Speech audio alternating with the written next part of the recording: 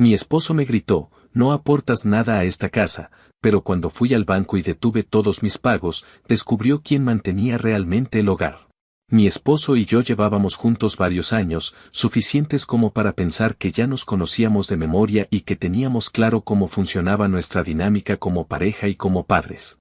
Yo trabajo desde casa desde hace tiempo, no porque no pueda con un trabajo formal, como él insinuó más de una vez, sino porque encontré un puesto remoto que paga bien, me permite estar al pendiente de nuestra hija y además me evita gastar tiempo y dinero en traslados. Él siempre presumió que tenía el empleo estable y la rutina normal, como si todo lo que no fuera su tipo de jornada fuera un pasatiempo. Aunque nunca lo decía abiertamente, había una especie de idea plantada en su cabeza de que él era la columna vertebral de la casa y yo solo rellenaba huecos. Esa fantasía se vino abajo en una noche cualquiera, después de que llegó de malas, aventó sus cosas en el sillón y empezó a revisar la casa como si fuera un inspector de control de calidad.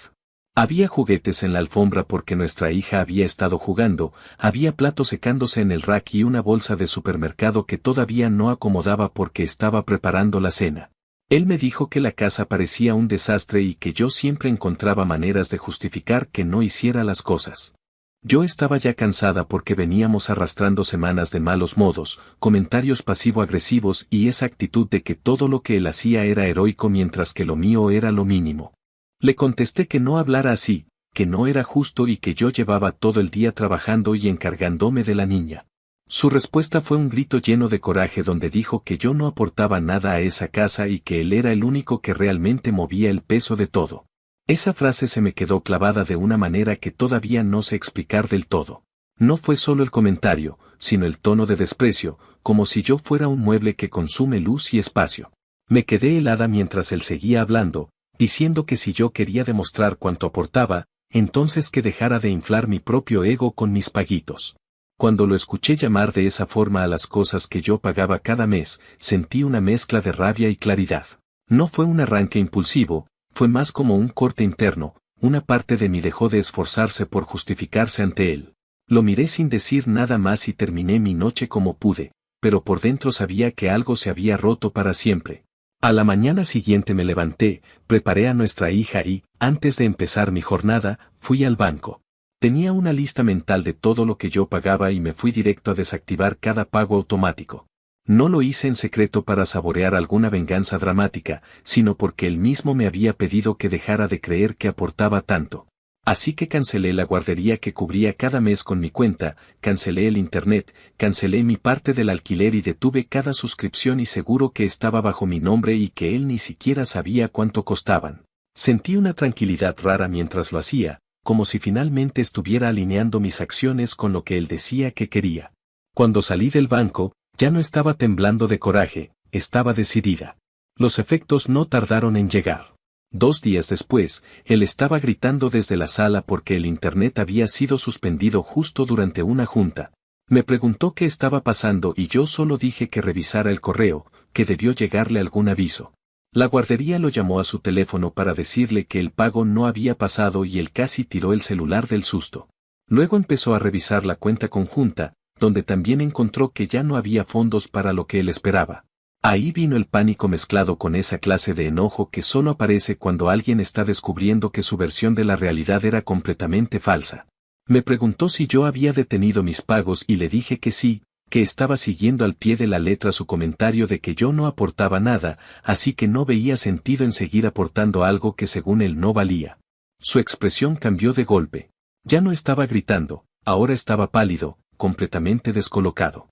Me empezó a decir que estaba exagerando, que no había querido decir las cosas así, que estaba estresado, que había tenido una mala semana en el trabajo, que él no piensa esas cosas de verdad. Era impresionante ver cómo la historia cambiaba dependiendo de lo que él necesitaba en ese momento.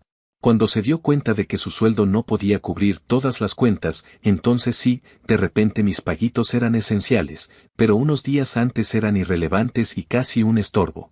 Mientras él hablaba, yo me di cuenta de que llevaba años manteniendo partes de esta familia que él ni siquiera veía, y no porque fueran invisibles, sino porque nunca se tomó el tiempo de mirar más allá de lo que él hacía. Él siempre tuvo esa idea de que pagar su parte del alquiler lo convertía automáticamente en el héroe proveedor, aunque el resto de los gastos estuvieran sobre mis hombros. Y no estoy diciendo que yo sea una santa mártir ni nada por el estilo, solo estoy diciendo que ambos estábamos sosteniendo la casa, pero solo uno de los dos aceptaba verlo. Esa noche él intentó hablar otra vez, usando un tono más suave, queriendo hacerme creer que podemos volver a la normalidad, pero yo ya no estaba en el mismo punto. No dormí casi nada y no porque estuviera triste, sino porque de pronto me vi desde afuera, como si por fin pudiera reconocer cuánto llevaba tolerando para que él siguiera sintiéndose cómodo. Me desperté con la certeza de que su frase no había abierto una pelea, había revelado una verdad que ya estaba ahí. Él no ve lo que hago, no entiende cuánto sostengo, y lo peor, no le importa. Ahí empezó todo. Y aunque todavía no sabía cómo iba a terminar, ya entendía que algo grande iba a romperse, porque después de escuchar de la boca de tu propio esposo que no aportas nada, seguir haciendo como que todo está bien no es una opción real. Es solo una forma lenta de apagarte. Y yo ya no pienso apagarme por nadie. Actualización 1. Había pasado poco más de una semana desde aquella pelea y desde que detuve mis pagos. No fue algo que anuncié ni algo que volví a mencionar, porque no tenía intención de explicarle acciones que él mismo había provocado con sus propias palabras. Lo interesante fue que durante esos primeros días él caminaba con una actitud mezcla de molestia y soberbia, como si estuviera esperando que yo me quebrara, que me arrepintiera, que regresara arrastrándome para decirle que había sido exagerada y que volvería a poner todo en orden. Esa era su expectativa, que yo diera marcha atrás como siempre hacía cuando él se ponía por encima de mí. Solo que esta vez no hubo disculpa de mi parte, no hubo intento de suavizarlo, no hubo conversación de reconciliación. Y en ese silencio él empezó a descubrir, poco a poco, lo mucho que yo cargaba para que nuestra vida funcionara. El primer aviso fuerte fue la guardería. La directora lo llamó, porque como yo había sacado mi tarjeta del archivo, la cuenta quedó sin un método válido. Él contestó el teléfono en altavoz porque estaba buscando las llaves y no se dio cuenta de que yo lo estaba escuchando. Cuando la mujer le explicó que necesitaban un pago actualizado antes de permitir que nuestra hija asistiera el día siguiente, él se quedó repitiendo que debía haber algún error, que podía pagar más tarde, que cómo era posible que la tarjeta de la casa no estuviera funcionando. La directora le contestó con toda la calma del mundo que la tarjeta que siempre había pagado era la mía y que no podían seguir admitiendo a la niña sin un método válido. Cuando colgó, él me preguntó si sabía qué pasaba y yo solo respondí que imaginaba que era porque yo había detenido mis pagos. No se lo dije de manera agresiva, sino como quien menciona un hecho obvio. Él se quedó callado, como si no supiera qué decirme sin quedar como un idiota, y salió de la casa sin cerrar bien la puerta. Un par de días más tarde vinieron los avisos del seguro del carro. Me llegó un mensaje directo a mí, pero como él usa mi cuenta para pagar su propio seguro, también lo llamaron a él. Se la pasó toda la tarde tirando indirectas, diciendo que él siempre había sido claro con sus responsabilidades y que no entendía cómo era posible que de pronto todo estuviera fallando. Yo no dije nada porque ya no tenía energía para enseñarle algo tan básico como revisar quién había estado pagando realmente cada cosa. Era como hablarle a una pared que solo entiende lo que confirma sus fantasías, pero que reacciona con rabia cuando la realidad le demuestra lo contrario. Lo más revelador llegó cuando intentó pagar el internet. Tenía una videollamada importante y de repente la pantalla se congeló, luego se apagó todo y él empezó a revisar la conexión pensando que era un problema técnico. Cuando llamó al proveedor y le explicaron que el servicio estaba suspendido por falta de pago, yo estaba en la cocina. Lo escuché discutir, decir que eso debía ser un error porque él siempre había cumplido su parte, y la persona del servicio le respondió que el contrato completo estaba a mi nombre y que los pagos provenían de mi cuenta. Me gritó desde la sala preguntando si yo había cancelado el internet y le contesté que yo no había cancelado nada, solo había dejado de pagarlo. Hubo un silencio raro, uno que no fue de enojo inmediato sino algo más parecido a shock. Después me dijo que necesitaba el internet para trabajar y yo simplemente respondí que ahora él tendría que encargarse de pagarlo si le parecía tan indispensable. Porque yo solo estaba actuando de acuerdo a lo que él mismo había dicho. Fue ahí cuando noté algo curioso. Antes, siempre que discutíamos sobre dinero, él mantenía esta pose de hombre que tiene control absoluto de todo, como si estuviera un escalón arriba en cualquier conversación relacionada con finanzas. Pero ahora que las cuentas caían una tras otra, su voz tenía un quiebre que jamás le había escuchado. Fue así como se me reveló una verdad que yo ya sospechaba, pero que no había procesado completamente. Él no sabía cuánto costaban las cosas. No tenía idea real de lo que implica sostener un hogar más allá de pagar su mitad del alquiler y la luz. No es que fuera irresponsable, era ignorancia mezclada con una enorme comodidad sostenida por mí durante años. Yo siempre había manejado el resto de los pagos y él jamás se tomó el tiempo de preguntar cuánto salían ni cuándo se pagaban ni si había aumentos.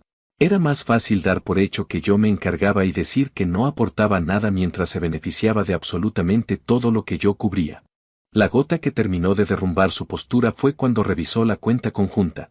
Él estaba convencido de que ahí aún habría suficiente para amortiguar cualquier caos, pero yo ya había retirado mi parte, la que yo aportaba cada mes.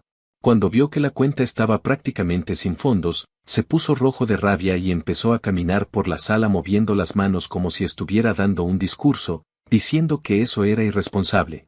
Que cómo era posible que yo hubiera dejado la cuenta así, que qué clase de persona hacía algo tan drástico sin avisar. Me quedé mirándolo y le dije, sin subir la voz, que no había dejado la cuenta sin dinero, que simplemente había retirado la parte que yo ponía, esa parte que según él no significaba nada. Lo observé mientras daba la vuelta hacia la cocina y regresaba, sin saber si seguir discutiendo o quedarse callado. Hubo otro detalle importante, uno que cambió por completo la manera en que veía la situación.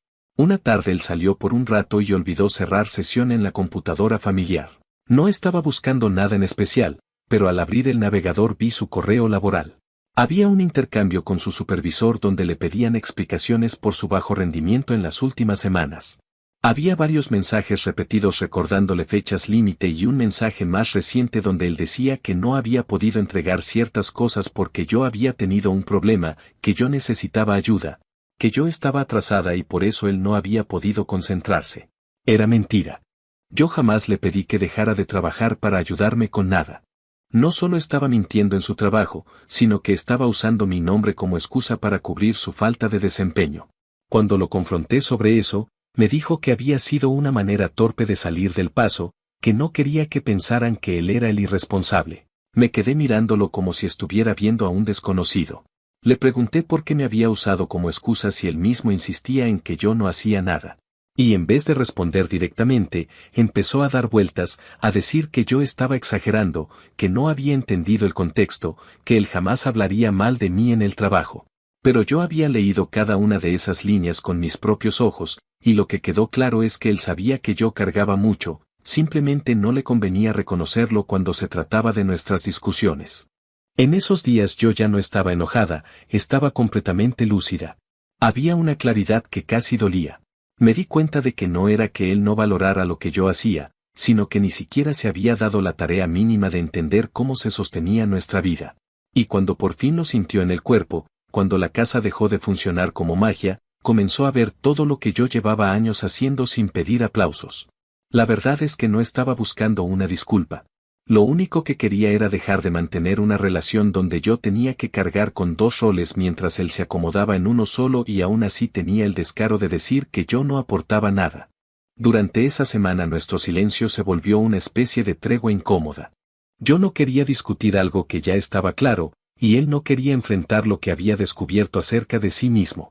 Pero ya no era cuestión de emociones, era cuestión de respeto. Y ese respeto se había roto. Y cuando un respeto se rompe, no hay vuelta atrás. Estaba empezando a entender que esta historia no iba a arreglarse con flores del supermercado ni con un lo siento si te ofendí. Ya no estábamos en ese punto. Lo que venía después iba a ser inevitable, y ambos lo sabíamos, aunque él no lo dijera en voz alta. Actualización 2. Habían transcurrido varias semanas desde aquella primera sacudida que dejó a Mark frente a la realidad que llevaba años ignorando. Y aunque él trataba de actuar como si todo pudiera volver a la normalidad si simplemente dejábamos pasar el tiempo, yo ya estaba en otro lugar. No era un arranque impulsivo ni un enojo pasajero, sino una comprensión lenta y dolorosa de que la persona con la que había construido una vida ni siquiera había estado realmente presente en ella. Cada día que pasaba sentía menos apego a la idea de rescatar algo que, mirando hacia atrás, llevaba muerto desde hacía mucho, pero que yo sostenía porque nunca había querido admitirlo. El punto es que ya no podía seguir operando desde el cansancio ni desde la costumbre. En algún momento tenía que hacer algo más que remover fichas, así que di el siguiente paso. El nivel de tensión en la casa seguía siendo constante, con un silencio que parecía más duro que cualquier discusión. Dejamos de comer juntos sin siquiera mencionarlo. Él se llevó su ropa al sillón sin que yo se lo pidiera. Yo mantenía las cosas funcionando solo para nuestra hija, pero ya no había ningún intento de construir hogar con él. Y aunque él lo notaba, evitaba el tema con una torpeza casi infantil. Hubo noches en las que intentó acercarse con frases que sonaban ensayadas, diciendo que deberíamos hablar, que no quería que las cosas siguieran así, que estaba dispuesto a comprometerse si yo también lo hacía. Sus palabras estaban llenas de ese tono que usan las personas desesperadas cuando no entienden que ya llegaron tarde, y yo solo lo escuchaba sin responder, porque ya no me movía su arrepentimiento. Ya no había nada que salvar. Fue en uno de esos días, a finales de aquel mes, cuando me senté a revisar mis cuentas, mis ingresos y mis gastos, no para comprobar si podía sostenerme sola, porque ya sabía que sí, sino para visualizar cómo sería mi vida una vez que dejara formalmente esta relación. Esa noche, mientras él dormía en el sofá, pedí una cita en un despacho de abogados familiares recomendados por una amiga. No lo mencioné, no lo insinué, simplemente lo hice. Al día siguiente dejé a nuestra hija en la guardería y manejé hasta la oficina de la abogada. Recuerdo que la mujer me escuchó todo el tiempo sin interrumpir, tomando nota solo cuando era estrictamente necesario. No reaccionó con sorpresa ni con conmiseración, simplemente me dijo que veía este tipo de dinámicas con mucha frecuencia y que lo que yo describía no era raro ni exagerado. Dijo que un matrimonio puede morir de muchas formas, pero que pocas son tan silenciosas y tan largas como aquella en la que una parte carga con todo mientras la otra presume de hacerlo. Le expliqué todo, los pagos, la pelea, la forma en que él hablaba de mí en el trabajo, sus mentiras sobre su sueldo, la deuda escondida, la manipulación y la enorme carga que llevaba yo sola mientras él jugaba a ser el proveedor perfecto. Incluso le conté cómo había reaccionado cuando se dio cuenta de que no tenía control sobre nada de lo que creía controlar. La abogada fue muy clara desde el principio. Me dijo que no estaba obligada a aguantar a un hombre que me utilizaba como excusa para sus propios fracasos ni a seguir sosteniendo económicamente una casa donde yo era tratada como si fuera poco menos que una carga. Me explicó cómo funcionaría el proceso, los tiempos, las opciones y lo que yo podía esperar realísticamente. Fue sorprendente ver lo mucho que podía recuperar legalmente solo con demostrar, de manera objetiva, quién sostenía realmente el hogar. Me explicó que en este estado es muy común que los jueces analicen los roles, las contribuciones económicas y no económicas y el impacto que cada parte tiene en la vida familiar. Todo eso jugaba a mi favor, aunque yo no estaba buscando castigo, sino libertad. Cuando salí de esa cita, sentí una calma que no había sentido en meses. No era alegría ni alivio, solo una quietud nueva, como si al fin hubiera dejado de luchar contra una corriente que solo me arrastraba. Esa misma tarde comencé a reunir documentos, estados de cuenta, comprobantes de empleo, recibos de la guardería, extractos del seguro, del internet y de todos los gastos que yo cubría. No lo hice a escondidas, porque no tenía intención de justificarme con él. Lo hice porque estaba preparando mi salida y quería hacerlo sin dejar cabos sueltos. Cuando él vio los papeles sobre la mesa unos días después, me preguntó con voz insegura qué estaba haciendo. Le respondí que estaba organizando mis finanzas. Nada más. Lo que no dije era que ya no eran nuestras finanzas. Con el paso de esa segunda semana, él empezó a exhibir una conducta que oscilaba entre la súplica y la negación. Había momentos en los que decía que entendía que había cometido errores y que quería arreglarlo, pero su idea de arreglarlo siempre implicaba que yo olvidara, que yo cediera, que yo asumiera como siempre había hecho. También hubo momentos en los que intentó culparme por haber sido tan drástica, insinuando que estaba destruyendo la estabilidad de nuestra hija por una pelea que, según él, no era tan grave. En una ocasión incluso me dijo que cualquier pareja pasa por problemas y que no deberíamos rendirnos tan rápido. Me quedé viéndolo, preguntándome cuándo exactamente había participado él conmigo en esa pareja como para hablar de rendirse. Era absurdo escucharlo hablar de nosotros como si hubiera habido un nosotros real. Fue durante la tercera semana cuando le informé, con voz neutra, que había consultado a una abogada. No lo dije para provocarlo, sino porque tenía que saberlo antes de recibir documentos oficiales. Su reacción fue exactamente la que esperaba. Primero se quedó callado como si no hubiera entendido las palabras. Luego intentó reírse, como si yo estuviera exagerando o como si fuera un berrinche. Después empezó a caminar por la casa hablando sin parar, diciendo que no podía creerlo, que no tenía sentido, que no estábamos tan mal y que yo estaba dramatizando. Cambió de tono varias veces, primero suplicando, luego acusando, luego pretendiendo serenidad. Me dijo que éramos una familia, que deberíamos pensar en nuestra hija, que podríamos ir a terapia, que él estaría dispuesto a cambiar. Su voz sonaba casi ensayada, como si hubiera memorizado los argumentos más comunes para evitar una separación. Pero cada palabra llegaba tarde, después de años de desgaste silencioso. Cuando le dije que ya había tomado mi decisión, que no había nada que discutir y que no iba a cambiar de opinión, empezó a hablar de dinero, no para ofrecer algo, sino para insinuar que yo no podría sostener sola el estilo de vida que teníamos. Me preguntó con quién pensaba vivir, cómo pensaba pagar el alquiler, qué iba a hacer si las cosas se complicaban. Era irónico que intentara usar argumentos económicos después de haber sostenido la casa con mi sueldo durante tanto tiempo. Le respondí que ya había hecho mis cuentas, que sabía exactamente lo que podía pagar y lo que no, y que estaría bien. Ahí su cara cambió. Fue la primera vez que entendió que yo no estaba actuando desde el enojo, sino desde la convicción. No faltaron intentos de manipulación emocional. Hubo un día en el que, cuando llegué a casa, él estaba sentado con nuestra hija en las piernas, intentando que la escena me moviera. Me dijo que ella necesitaba a sus dos padres juntos y que yo debía pensar en lo que era mejor para la familia. Yo también pensaba en eso, pero para mí lo mejor era que no creciera viendo a una madre que lo da todo y a un padre que nunca reconoce nada. Lo mejor era que viera ejemplo de autocuidado, no de sacrificio sin reconocimiento. No discutimos. Simplemente dejé claro que no iba a detener el proceso. Fue en esa misma semana cuando terminé de entregar todos los documentos a la abogada. Ella revisó cada detalle conmigo y me explicó que el siguiente paso sería notificarlo formalmente. Cuando firmé los documentos, sentí un cierre interno.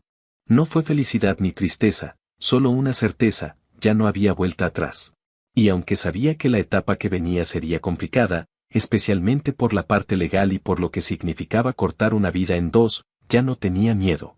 El miedo se había ido el día en que él me dijo que no aportaba nada. Lo que vino después fue solo el eco de una decisión que ya había tomado sin darme cuenta. Cuando él recibió la notificación oficial, intentó hablar conmigo. Traía esa mezcla entre incredulidad y rabia contenida. Me dijo que no podía creer que llevara las cosas a ese punto, que él pensó que yo estaba actuando por impulso y que tarde o temprano regresaría a la normalidad. Lo escuché sin interrumpir, porque ya no era mi trabajo educarlo, consolarlo ni explicarle lo que él nunca se tomó el tiempo de ver. Y mientras él hablaba de lo que estábamos perdiendo, yo solo pensaba en lo que yo estaba recuperando, mi paz, mi tiempo, mi esfuerzo, mi vida. Y así, cuando esa segunda fase quedó en movimiento, la dinámica en la casa ya no era de espera, sino de transición. Lo inevitable estaba por escrito, sellado y en marcha. Y aunque él aún tenía la esperanza de que algo lo detuviera, yo ya no miraba hacia atrás. Lo que venía sería difícil, pero lo difícil no siempre es malo. A veces es simplemente la puerta que uno tiene que abrir para dejar de vivir en un lugar donde ya no cabe. Actualización final. Habían pasado 2 meses desde que inicié el proceso legal y, aunque sabía que un divorcio nunca es sencillo, tampoco imaginé que la sensación sería tan distinta a lo que suele contarse. No había tristeza por la relación en sí, sino un agotamiento profundo por todo lo que descubrí mientras avanzaba cada fase del trámite. El desgaste emocional no venía de perder un matrimonio, sino de notar que jamás había tenido uno real. Era más como desarmar una estructura vieja que yo había sostenido sola por costumbre y por miedo a enfrentar el vacío que quedaba si dejaba de cargarla. Con el tiempo, entendí que el vacío no era mío, era el quien estaba hueco, quien no tenía nada para sostener de vuelta. Y que toda esta ruptura no era más que la consecuencia natural de una vida que yo misma había decidido dejar de empujar. Una vez que los abogados comenzaron a intercambiar documentos, la actitud de Mark cambió por completo. Pasó del pánico a la hostilidad silenciosa, como si no quisiera hablar más conmigo pero tampoco aceptara que esto estaba sucediendo. Había días en los que se mostraba irritable con cualquier cosa, sin importar lo insignificante. Otros días intentaba mostrarse calmado, casi amable, segaramente porque alguien le había dicho que en estos procesos la forma en que se comporta un cónyuge puede influir en la percepción general del juez. Pero aun cuando intentaba controlarse, la tensión le brotaba por los ojos, por la mandíbula apretada y por la manera en que evitaba mirarme cuando hablábamos de logística relacionada con nuestra hija. Para mí no había nada que fingir, yo ya estaba fuera emocionalmente, agotada, pero tranquila dentro de lo posible. El proceso con la abogada fue largo y meticuloso. Ella revisó cada registro, cada pago, cada gasto que yo había cubierto durante años. Me pedía estados de cuenta y comprobantes que yo había guardado casi por costumbre, sin saber que un día serían los cimientos de mi salida. Había algo casi doloroso en reunir evidencia de lo que yo misma había permitido tanto tiempo, los pagos del seguro de Mark cubiertos con mi cuenta, la guardería pagada solo por mí durante meses, el internet, los servicios, las compras del supermercado, la gasolina, las reparaciones del carro. Todo eso que alguna vez hice sin siquiera cuestionarlo ahora estaba organizado en carpetas, convertido en líneas que demostraban quién había sostenido realmente el hogar. Me sorprendió cuánta claridad había en esos números convertidos en palabras. Era como leer mi propia historia desde afuera y comprender por fin por qué había estado tan cansada durante años. El juez recibió el caso con más rapidez de la que imaginé, y la primera audiencia fue suficiente para ubicar la situación en su lugar real. Mark trató de presentarse como el sostén económico principal, pero su versión se desmoronó en cuanto mi abogada mostró el historial de pagos. El juez lo revisó todo en silencio, y en un momento levantó la vista y le preguntó directamente si entendía la diferencia entre contribuir parcialmente y sostener la mayoría de los gastos. Mark intentó matizarlo, diciendo que yo trabajaba desde casa y que por eso era lógico que yo cubriera algunas cosas. El juez fue claro y directo al responderle que eso no lo convertía en principal proveedor y que sus propios registros demostraban una dependencia económica hacia mí que no coincidía con su discurso. Lo vi quedarse sin palabras. No era solo vergüenza, era la primera vez que alguien externó, con autoridad, le mostraba de manera clara que la narrativa que se había contado a sí mismo no era cierta. Cuando salió el acuerdo preliminar, hubo varias cosas que me tomaron por sorpresa. No solo mantuve el carro, sino que obtuve la custodia primaria de nuestra hija con un régimen claro y equitativo de visitas. El juez determinó que él debía aportar un monto fijo de manutención mensual y, además, mi abogada logró que yo recibiera una parte proporcional de su fondo de retiro acumulado durante el matrimonio. Todo esto provocó un estallido silencioso en Mark, porque aunque no gritó ni discutió en la sala, su cara lo decía todo. Él había llegado convencido de que yo estaba reaccionando de manera exagerada, que él tenía más poder del que realmente tenía, y que de alguna manera lograría hacerme retroceder, como si yo fuera parte de un patrón repetido que ya conocía. Pero esta vez no retrocedí. Esta vez no había espacio para que su versión prevaleciera. Una de las escenas más claras de todo este proceso sucedió cuando nos encontramos en un pasillo después de la audiencia. Él se me acercó con una expresión que no supe identificar de inmediato. Hubo un segundo en el que parecía que iba a decir algo conciliador, quizás pedir disculpas o intentar reconstruir algún tipo de vínculo mínimo para facilitar la convivencia futura por el bien de nuestra hija. En vez de eso, me preguntó con un tono lleno de incredulidad cómo era posible que yo hubiera llevado todo esto al límite, que no hubiera intentado arreglarlo antes, que hubiese permitido que la relación llegara a ese punto. Me quedé mirándolo sin responder, no porque no tuviera palabras, sino porque era absurdo que intentara responsabilizarme por la caída de algo que él nunca sostuvo. Al final, cuando vio que no iba a responder, dijo que esperaba que yo estuviera satisfecha con lo que había logrado. Esa frase sonó como una acusación, pero para mí se convirtió casi en una confirmación silenciosa de que había hecho lo correcto. Después de la audiencia final, la vida cambió de una manera tan práctica que ni siquiera tuve tiempo de sentir nostalgia. Me mudé a un departamento pequeño pero cómodo, uno donde por primera vez en años todo lo que estaba dentro lo había elegido yo, pagado por mí y puesto en su lugar sin que nadie lo menospreciara. Para nuestra hija armé un cuarto sencillo pero bonito, con espacio suficiente para sus juguetes y sus libros. Ella se adaptó rápido, porque los niños sienten más la estabilidad emocional que la espacial, y cuando vio que yo estaba tranquila, ella también lo estuvo. Mark, por su parte, comenzó a hacer los pagos de manutención como el acuerdo lo estipulaba. Al principio pensé que se atrasaría o intentaría evadirlo, pero lo cumplió, probablemente porque sabía que el juez no iba a tolerar irresponsabilidades. No era un acto de generosidad, era una obligación. Lo más sorprendente para mí fue el silencio que llegó después. No el silencio tenso del matrimonio, sino uno distinto, un silencio limpio. No había discusiones, no había comentarios hirientes disfrazados de bromas, no había explicaciones que yo tuviera que dar para justificar mi cansancio. Empecé a notar cambios pequeños pero significativos, dormía mejor, comía con más calma, Podía trabajar sin cargar la ansiedad constante de que él estuviera criticando indirectamente mis horarios o mis responsabilidades. Incluso la casa se sentía diferente, como si el aire fuera más liviano. No porque el nuevo lugar fuera más bonito, sino porque ya no estaba viviendo con alguien que consumía energía sin aportar nada de vuelta. Hubo un momento, semanas después del divorcio, en que Mark volvió a intentar hablar conmigo durante una entrega de nuestra hija.